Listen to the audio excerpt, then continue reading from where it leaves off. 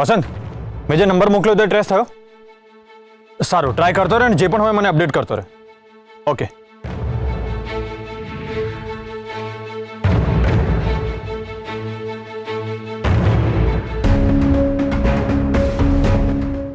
બા, નક્કી હર્ષવર્ધનભાઈ આપણાથી કંઈ છુપાવી રહ્યા છે.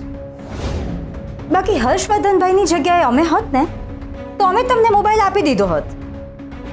આપો. હા, તમારો મોબાઈલ આપવાની ઈચ્છા છે ને અમને, તો આપો.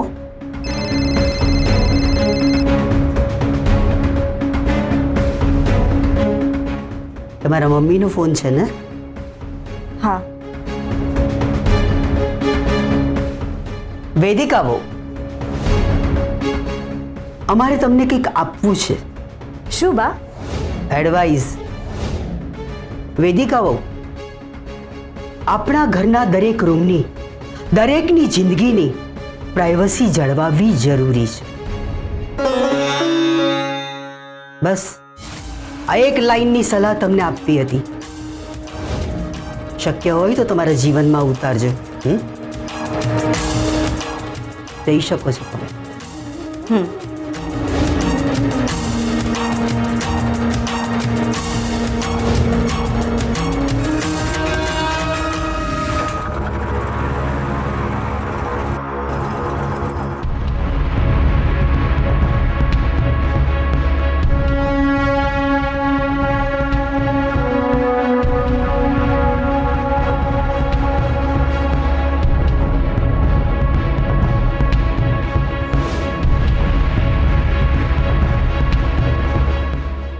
જય સોમનાથ. જય સોમનાથ. જમાઈરાજ, મારી દીકરી કેસર ક્યાં છે? એને બોલાવી આપો ને, હું ખાસ એને મળવા આવ્યો છું. પપ્પા અહીંયા અચાનક? હવે શું જવાબ આપું? કેસર ઘરે જ છે ને? હા, એને કહો એના ડેડી એને મળવા આવ્યા છે.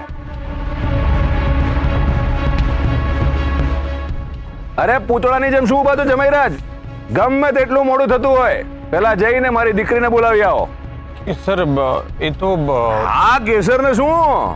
હું કેસરને જ શોધવા જઈ રહ્યો છું. હા, એટલે એકચ્યુઅલી કેસર હોસ્પિટલ ગઈ હતી પણ હજી સુધી પાછી જ નથી આવી અને ફોન પણ ઘરે ભૂલી ગઈ છે, તો હું એને જ શોધવા જાઉં.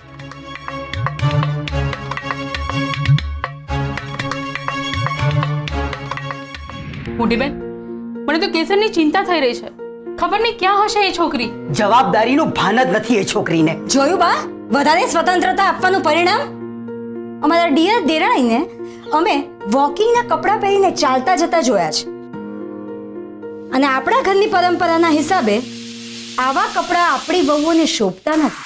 વેદિકા બહુ, અત્યારે કેસર ક્યાં છે એ વાતની ચિંતા છે. એ કેવા કપડાં પહેરે છે ને કેવા નહીં એ વાતની નહીં. પિયરમાં ફોન કરીને તપાસ કરો કે ત્યાં પહોંચ્યા છે કે નહીં. એની કોઈ જરૂર નથી અમરબા, કારણ કે કેસરના પિયરથી એનો ખાનદાની બાપ વિક્રમસિંહ જાતે પોતે અહીં આવી ગયો છે.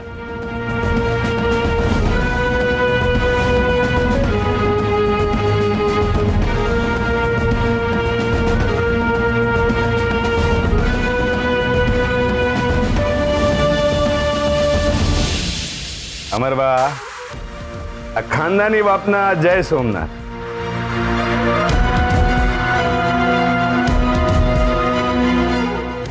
હર્ષ, અંદર આવો.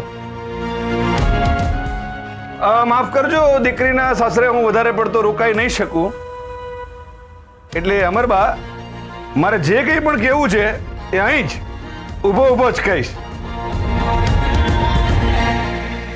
વિક્રમસિંહ, તારી હિંમત કેવી રીતે થઈ અમારા ઘર આંગણે આવવાની?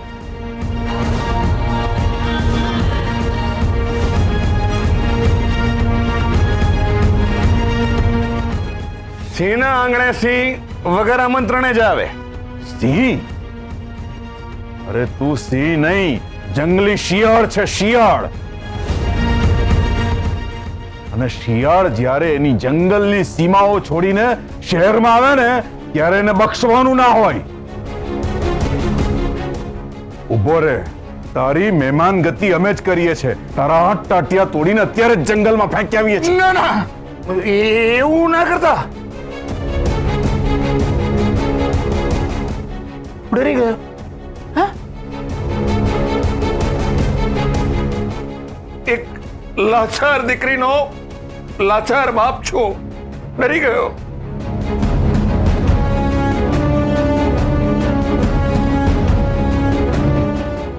ને આમે હું તો દીકરીનો બાપ છું ને, એને વિવાહથી ડરવું જ જોઈએ.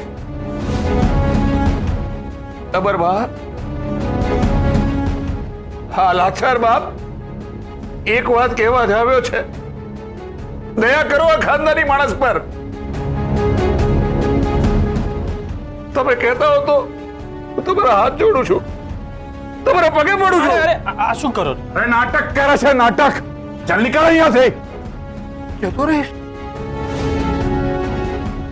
અહીંયા રોકાવા નથી આવ્યો.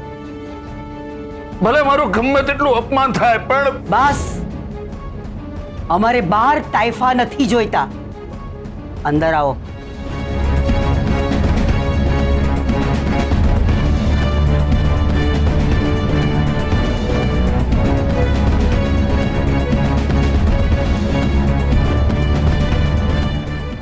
માત્ર તમારા કહેવાથી અંદર આવ્યો છું. હા અમરબા, આડી અવળી વાત કર્યા વગર જે વાત કરવી હોય એ સ્પષ્ટ કહો.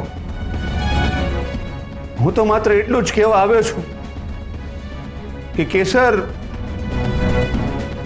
મારા ઘરે આવી છે. શું? કેસર વહુ તમારા ઘરે છે? તો આ વાત તમારે અમને ઇન્ફોર્મ કરવી જોઈએ કે નહીં?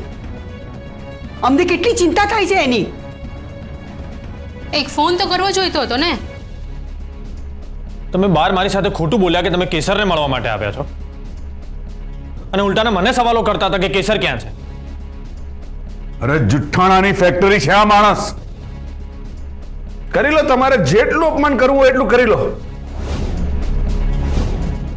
પણ આ ખાનદાની માણસના મોઢામાંથી પીડાનો એક હરફ પણ નહીં નીકળે. જમાઈરાજ, હું તો બાપ તરીકે માત્ર એટલું જ જણાવવા માંગતો હતો કે કેસર આ ઘરમાં નથી તો તમને શું ફરક પડે છે. બસ એટલે જ ખોટું બોલ્યો. પણ એટલીસ્ટ ઇન્ફોર્મ તો કરવું જોઈએ ને કે કેસર તમારી પાસે છે.